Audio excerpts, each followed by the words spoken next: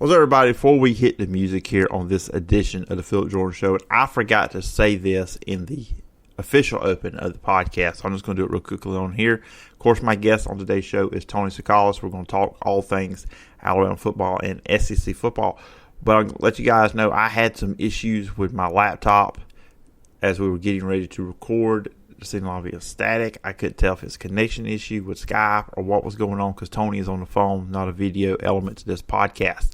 So I had to use an app on my phone. So Tony sounds fine as he would over the phone if we were using Skype. That is perfectly fine.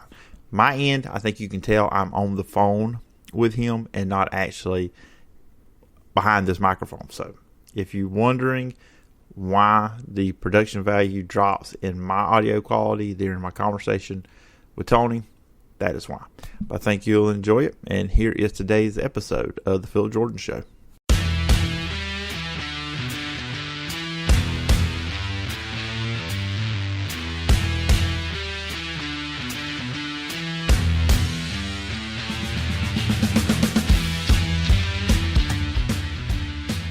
On today's Phillip Jordan Show, I'll be joined by TideIllustrated.com managing editor Tony Tsoukalas to look back at the Alabama-Texas game, and we will talk about some SEC contenders. Then I will break down the Seattle Seahawks 17-16 victory over Russell Wilson and the Denver Broncos, and then we'll close out the show with my college football top 10.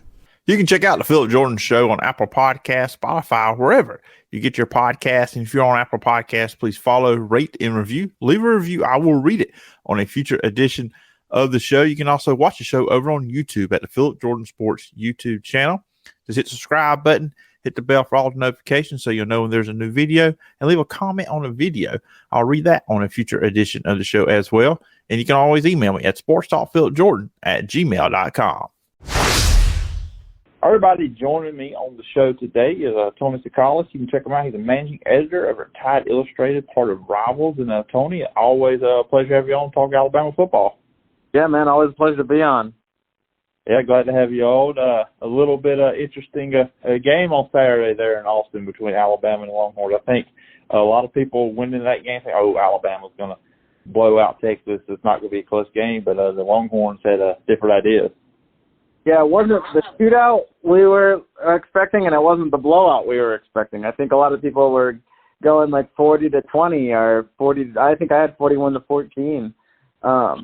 But you know, I think Texas's defense is a lot better than what people thought, and man, I don't know what the game would have been like if Quinn Ewers wasn't knocked out of the game, because he was doing a number on Alabama's defense, and then Alabama's defense kind of came to play after Quinn Ewers was knocked out of the game with that collarbone injury. Now, whether or not Alabama's defense would have figured out Quinn Ewers or not, that probably would have done a little bit better as the game went on. But boy, was that a close game.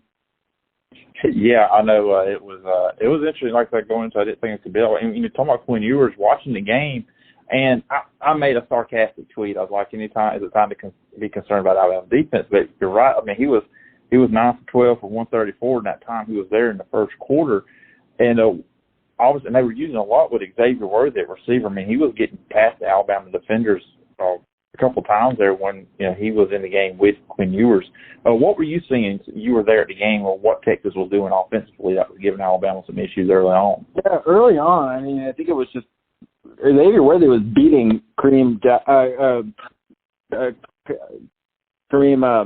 Oh my gosh, it's going crazy. Jackson, he was just beating them on deep balls. I think that the switch to Terry and Arnold was a big, benefit for Alabama over Kyrie Jackson. Sorry, I guess the name was escaping me. But, I think after Terry and Arnold came in the game, they weren't able to go as much to Xavier Worthy. I think, also they started double covering Xavier Worthy, and that kind of helped. And, Alabama's pass rush was getting a little bit, I think it got a little bit better, as the game went on. And they were really kind of limiting, especially Hudson Card. When he came into the game, he was kind of playing with that injury himself. Looked like he was hobbling the whole game. But, from what Texas was doing was really just beating Alabama deep and really going at Alabama and not being afraid to take shots. Yeah, because, I mean, defensively against the run, they did really well. I mean, limiting Bijan Robinson to, like 57 yards in the game. I mean, one of the best running backs in the country. I mean, if not the best running back. So they did a really good job of just limiting that to Texas. And it did feel like you said, watching the game, even with Hudson Carter in there, a lot of their offense was coming from just deep plays, down the field plays where receivers making plays for Texas. Yeah, definitely. I mean, this is also a Texas offense that, like you said, it has Bijan Robinson. It has weapons, and the thing that Texas, is going to look back at is there was a few plays where they left points on the board. They had that breakup by Kool-Aid McKinstry, third and they had a first and goal at the 9, and really only got 1 yard out of it. And eventually, that breakup by Kool-Aid McKinstry in the end zone was key because had they scored a touchdown there, I think that, not only is the extra momentum, but, that's extra points in a game that, not a lot of, everybody wasn't really scoring points, and they had that missed field goal right before the half. I mean, you could really, count up the points that Texas, missed. I mean, you could probably come up with at least 10 or 12 points that Texas really should have had. Yeah, in the game, I saw or heard Will Anderson mention that this was probably one of the loudest or, biggest environments he's ever been in. I'm like, well, that's a big statement because you were just in the Iron Bowl in Jordan-Hare, and I know that was a loud environment this past, last year at the end of the season. Oh, you were there covering the game. What was that environment like in Austin on Saturday? It was loud. It's harder for us to tell. Texas has a closed press box, so, the noise does get kind of dampened, and we don't really get to hear it as much. But I would imagine it was one of the loudest ones they've dealt with. I mean, but you got to think, you're right, it is big praise. They played at, Kyle Field last year, and the Aggies.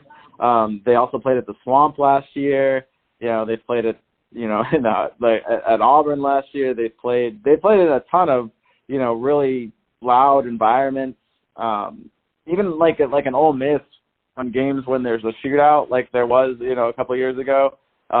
Those games can get pretty loud as well. So I mean, they've played in some loud environments. So for Will Anderson to say that is a big deal. But yeah, no, I mean that's a big stadium. Texas, that was kind of like a huge game for them. It's not often you get to bring the number one team to your city, so that they were stoked for that. And Alabama was resilient. They didn't look great the whole time, but a lot of teams in that kind of environment, when things aren't going well, they fold. And to Alabama's credit, things didn't go well until the last final 12 minutes or so, but they never folded. And I think that that really speaks to the resiliency of this team. And if there's a positive you can take away from this, that's got to be it. Yeah, and Bryce Young is just, whenever I watch him play, I'm just astonished just how composed he is in those moments. I felt similarities to the Auburn game. Just kind of the offense wasn't playing well. There were some struggles. They were getting pressure on him.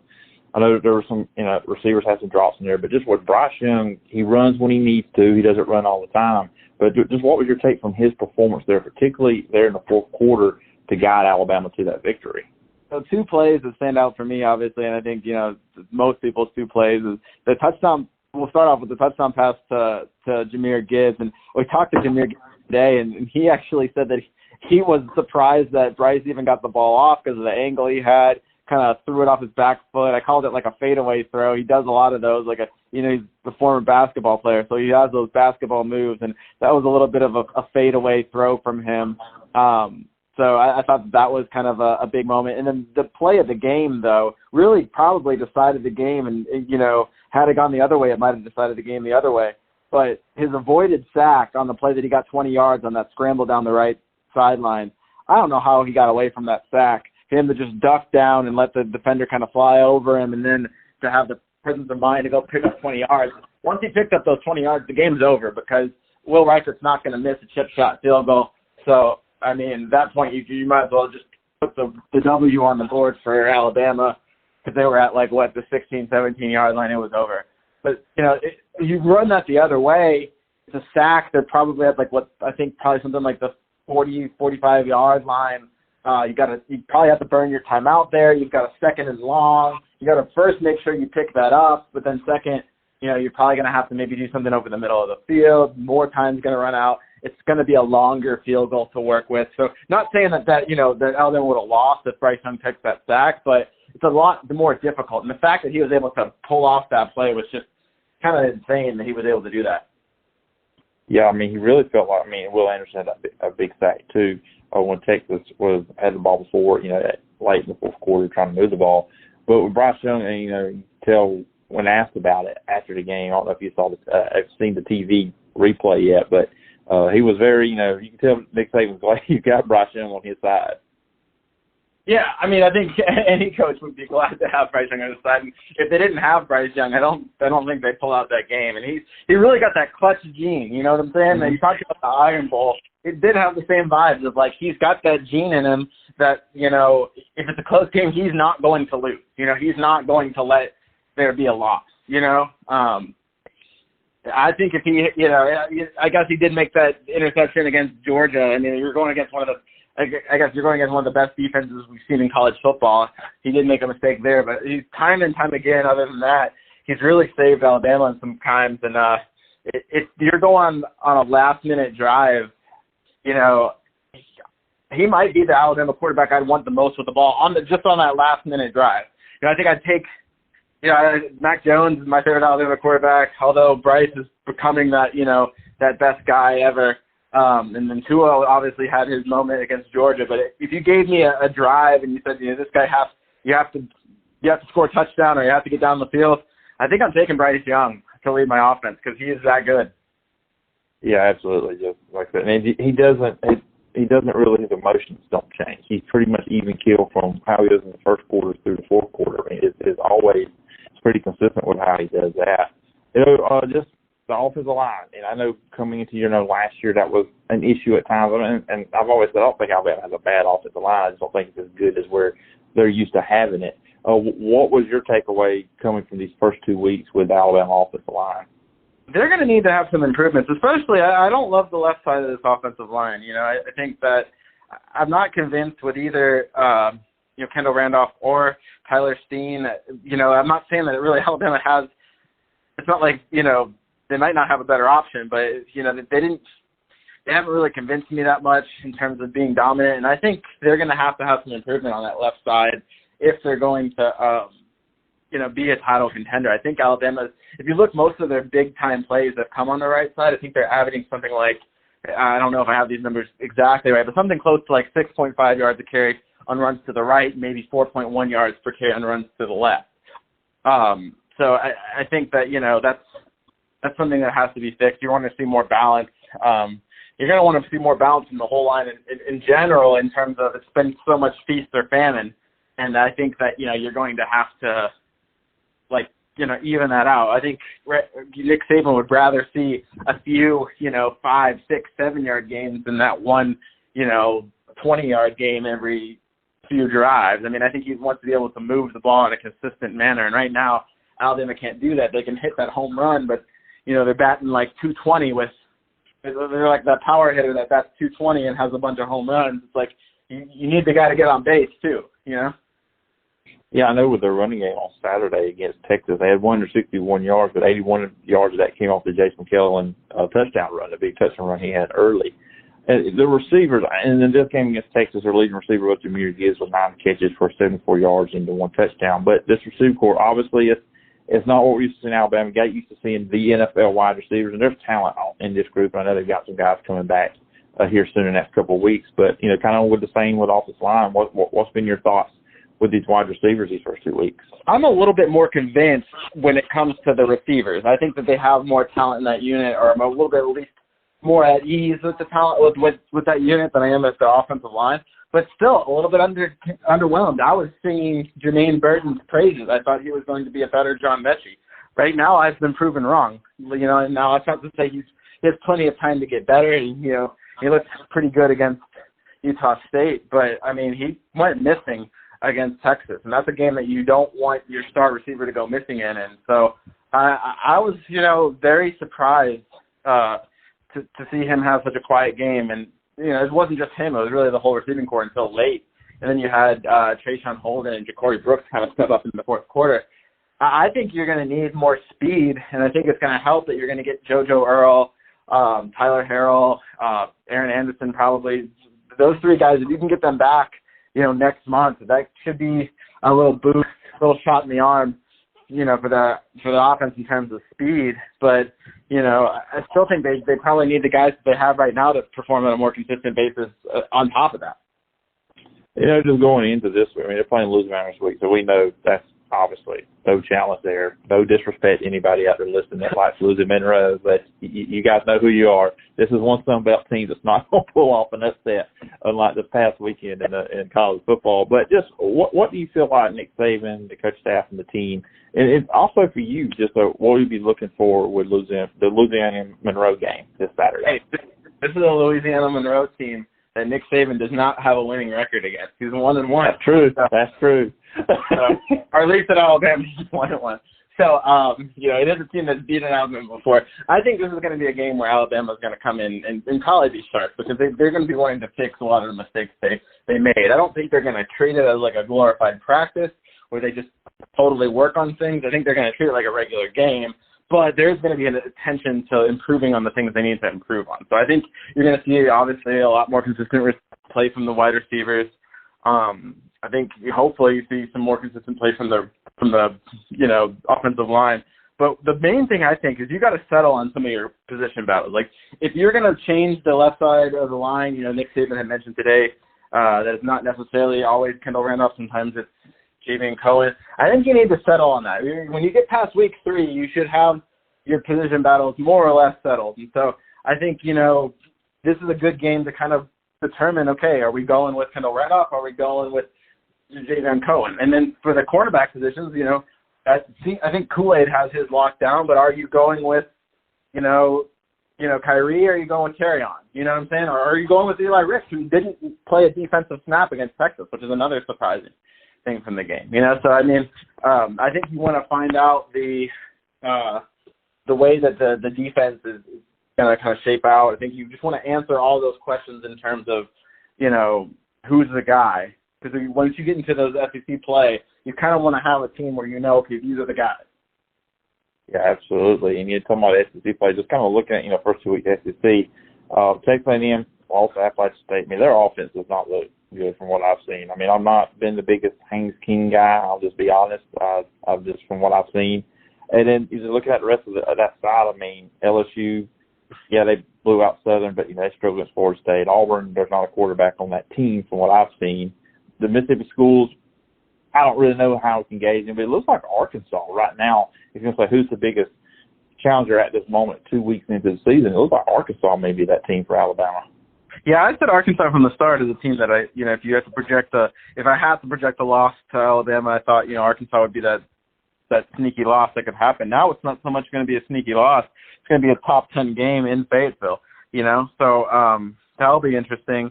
I think Ole Miss is there, I think, but you're right. Other than that, I really don't like any of the other teams unless A&M just turns it around and,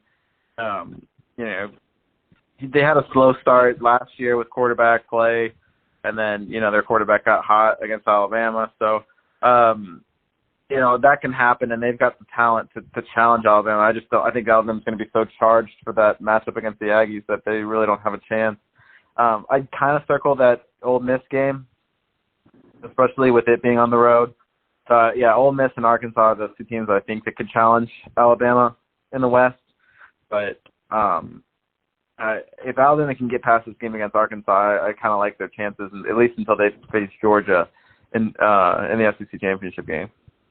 Let's put it in perspective here, Tony. That quarterback that beat Texas A&M, beat Alabama last year before Texas A&M, he can't get on the field at Auburn.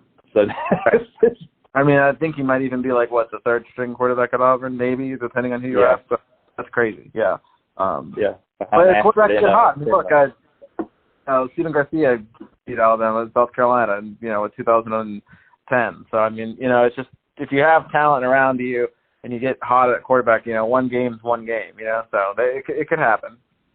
Yeah, I think Stephen Garcia is still making a lot of money off of that form performance against Alabama. One of the weirdest quarterbacks to beat Alabama. I think you had some of the Auburn ones where you're like, I think that had more to do with the scheme of Auburn. I think you're gonna look at it and be like, maybe Bo Nix was a random quarterback to beat Alabama. I think Stephen Garcia is right up there with the randos. Yeah, I think whenever Auburn beats Alabama, because under Gus they were always at Jordan Hare, so it's probably more like it's just a Jordan Hare situation. Because I know that is a house of horrors for Alabama and Nick Saban over the years of going there, and even last year when the Alabama did pull out the victory, just going there has always been an issue for them. Sure. So it's you look at the East. I mean, obviously it's Georgia, but it's kind of interesting over there when you look at now. I mean, Florida, they have a player at quarterback. With Anthony Richardson, and you got Kentucky, which they beat Florida, and Tennessee. So it's kind of interesting. I don't think there's much of a race for number one in the East. Georgia, to me, head and shoulders above the rest of them. But I think that's going to be interesting over there who comes out second. Yeah, I mean, right now it's looking like it could be Kentucky. I mean, they've got a good quarterback as well, and they've got a team around him. Kentucky's always that team, though, they're good until they have to play a team like Georgia, and then I don't really trust them, So I think it's a solid season. But, yeah, against Georgia, I wouldn't be surprised if, they lose something like, 35-10 or something. I don't think it's going to be that close of a game. But you never know how things play out. I'd have a hard time imagining it's not Alabama, Georgia again for the SEC championship game. Yeah, I mean, I'll just go say I believe they're going to play each other twice again. That's just my. I don't know if they'll allow that. I don't know if I don't think that the committee wants to see that, and I think that there'll probably be some, people that probably try to make that not happen. Because I just don't know if the college football world wants to see that happen. But I mean, it could if it, I'm not sure Alabama will be given that grace if they lose, or Georgia will be given that grace if they lose. We'll see. I tell you what's going to happen probably. The Buffalo Wild Wings commercials where the guy hits the overtime button or something like that. That's what they're going to do. They're going to have that guy hit a button on either Alabama or Georgia. We got to make sure one of these two loses. We don't want these two playing each other again for the national title. Exactly. Yeah. I wish. I don't think the rest of college football would just cringe if that happened. Oh yeah. Which as just the SEC homer I am, I'm all for it anytime two SEC teams get in there. My thing. That's a great rivalry, great matchup. I mean, you got two of the best defenses, and Georgia's offense looks like it's better than last year's. So yeah, I would love to see it. I think that'd be a good matchup. This Georgia team, Kirby Smart's got it going in the right direction, and it's an exciting team. So I think that and I think Alabama's not dead by any means either. So yeah, I think that'd be a great matchup. Yeah, I think most people have learned their lesson about Alabama. I mean, you said it last year after the Iron Bowl going into the SEC championship game, and I remember Nick Saban wanted to quote. I may get it kind of wrong, but pretty much the gist of it was he loved the rat poison. It was yummy that week. So that never count on Alabama because that usually doesn't work out for you. Definitely. No, I totally agree with that statement. Well, anyway, Tony, this has been fun. I'm glad to have you on. First time having you on this season. I appreciate you taking the time coming on the show and talking all things Alabama and SEC football. But if the listeners out there wanted to follow you online, where can they find you?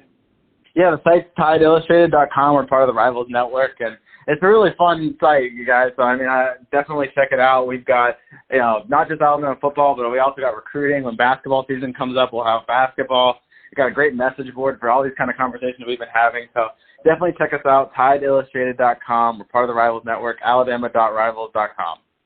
All right. Sounds good, Tony. And again, I appreciate the time, and I look forward to talking to you again sometime down the road. Yeah, man. Thanks for having me on.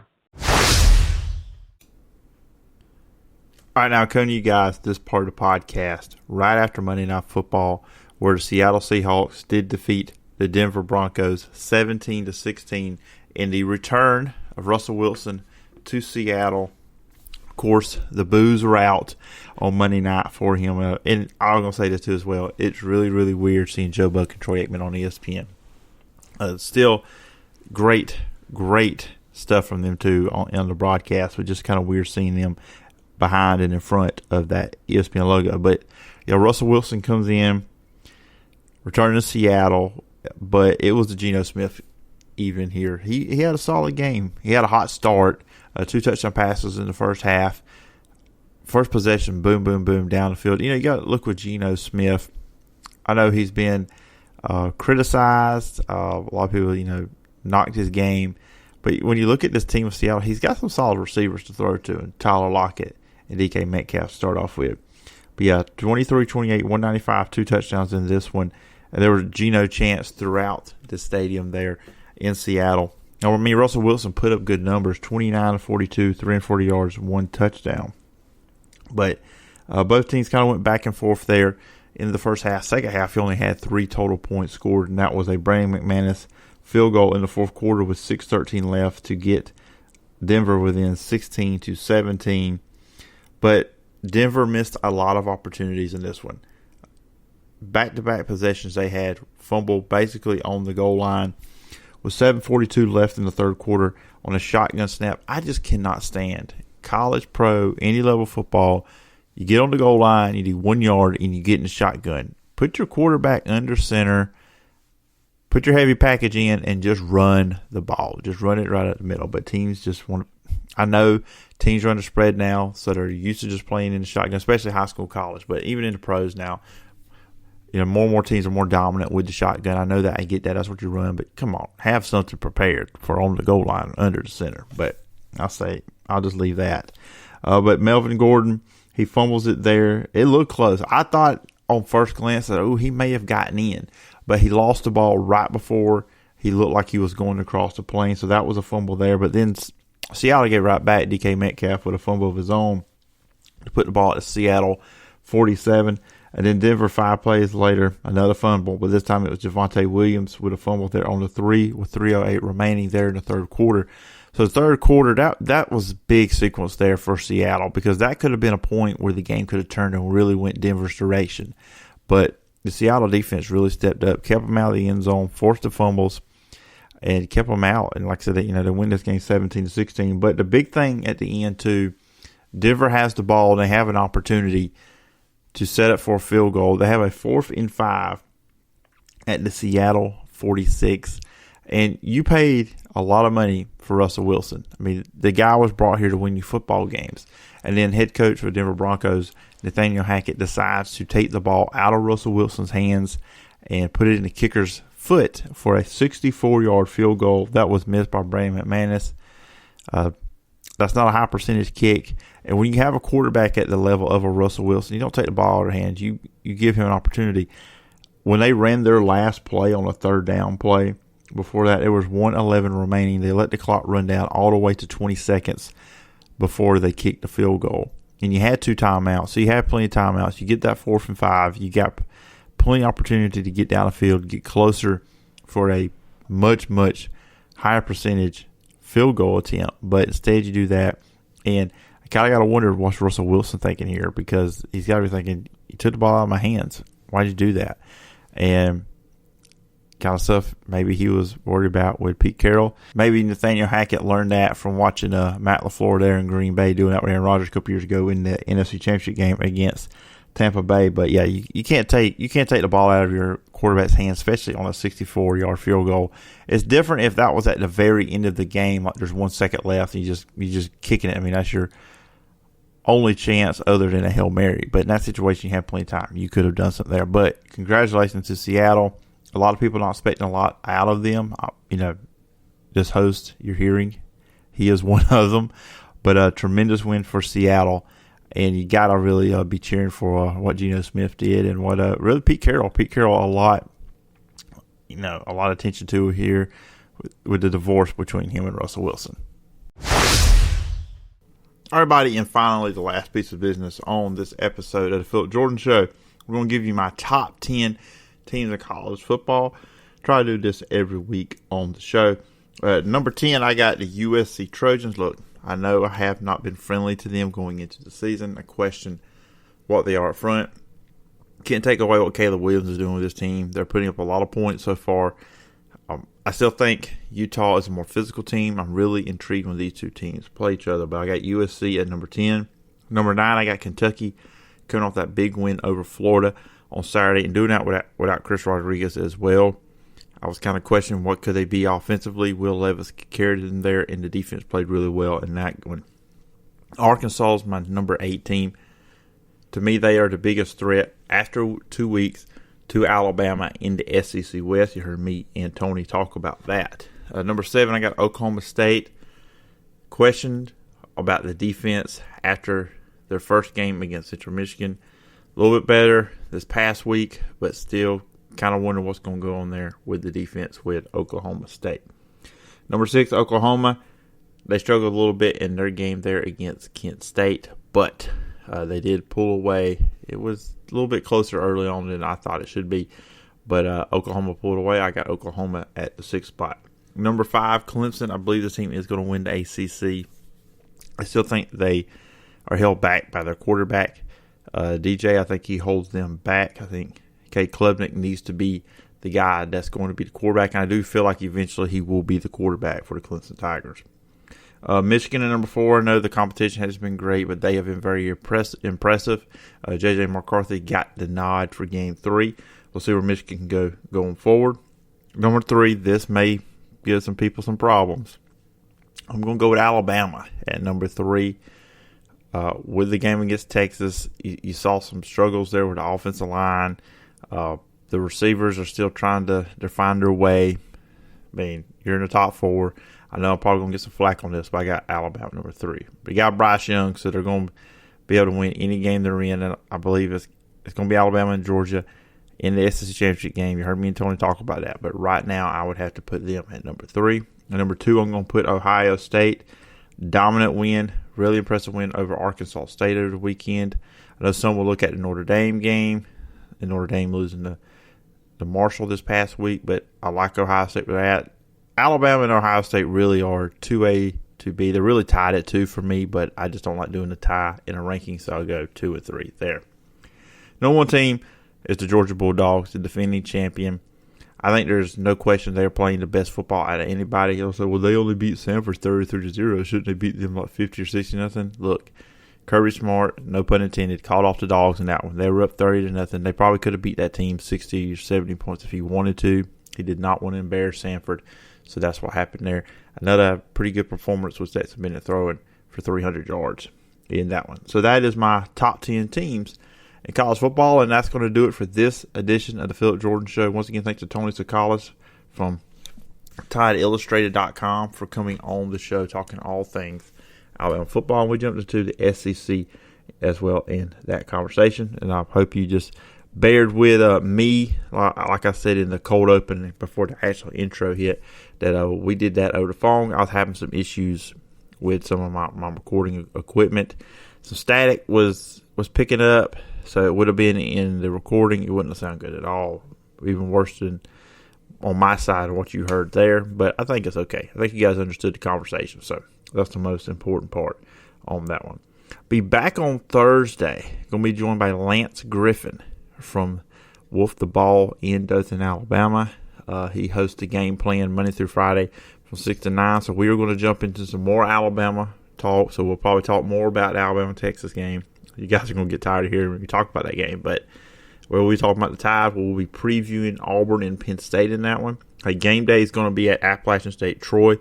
We'll be checking out that one. We'll be talking about that one. Game day going to Boone, North Carolina. And we'll look at some of the other big matchups in the SEC in college football with Lance on Thursday's edition of the show. Remember, you can follow me on social media at PJordanSEC. The podcast is available on all your favorite podcast platforms, Apple Podcasts, Spotify, wherever you get your podcasts. And if you are on Apple Podcasts, please follow, rate, and review. Leave a review. I will read it on a future edition of the show. You can also check out the show over on YouTube at the Phillip Jordan Sports YouTube channel. Just hit the subscribe button, hit the bell for all notifications, and also leave a comment on a video. I'll read that on a future edition as well. Of course, this is a audio only episode, but still you can check it out on YouTube. You can always email me at sportstalkphillipjordan@gmail.com. As always, guys, until next time, bye-bye.